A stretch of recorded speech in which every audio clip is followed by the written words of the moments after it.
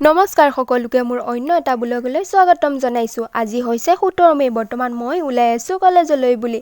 যিহেতু আজি আমাৰ 3 বছৰীয়া সাধাৰণ পাঠ্যক্ৰমৰ অধ্যয়নৰ অন্তিমটো ক্লাছ আছে, সেয়ে মই কলেজলৈ আহিলোঁ। যিমান বেছি ভাল লাগি আছে ডিগ্ৰী কোৰ্চ শেষ হ'ব বুলি, তাতকৈ বহুত বেছি বেয়াও লাগি আছে। এয়া মই ৰৈ আছোঁ ধৰমটোল বাছ ষ্টেণ্ডত।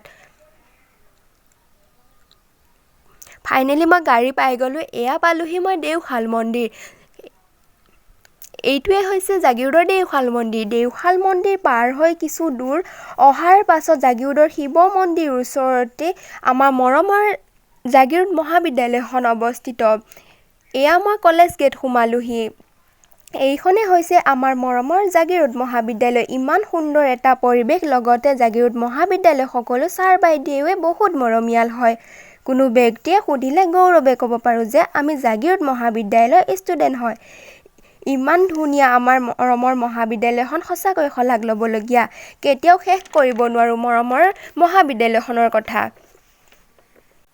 চাওঁতে চাওঁতে মৰমৰ মহাবিদ্যালয়খনত 3টা বছৰ কেনেকৈ পাৰ কৰিলোঁ গমেই নেপালোঁ। যিহেতু আজি আমাৰ লাষ্ট ক্লাছ আছে, সেয়ে মই ৰুমলৈ বুলি আহি আছোঁ। এয়া মই মেমক সুধি ক্লাছ ৰুমত সোমালোঁ। মোৰ প্ৰিয় বান্ধৱীসকলৰ সৈতে কিছু ধেমালি কৰিলোঁ আৰু এটা ৰিলছো বনালোঁ। এইটোৱে হৈছে আমি বনোৱা ৰিলছটো। গানটো হ'লে নাই দেই। কেতিয়াও পাহৰিব নোৱাৰা মোৰ প্ৰিয় বান্ধৱীকেইজনীলৈ বহুত বেছি মনত পৰিব। ক্লাছ শেষ কৰি আমি কেইজনী আহিলোঁ পানী পুৰি খাওঁ বুলি। পুৰণি কথা কিছুমান মনত পেলাই গোটেইকেইজনী হাঁহি আছিলোঁ। কলেজৰ পৰা আহোঁতে বেকাবেকি নকৰি চিধাই ঘৰলৈ আহিলোঁ। আজিলৈ এৰিছোঁ নতুন এটা ব্লগৰ সৈতে লগ পোৱাৰ আশাৰে। তেতিয়ালৈকে বাই বাই, থেংক ইউ।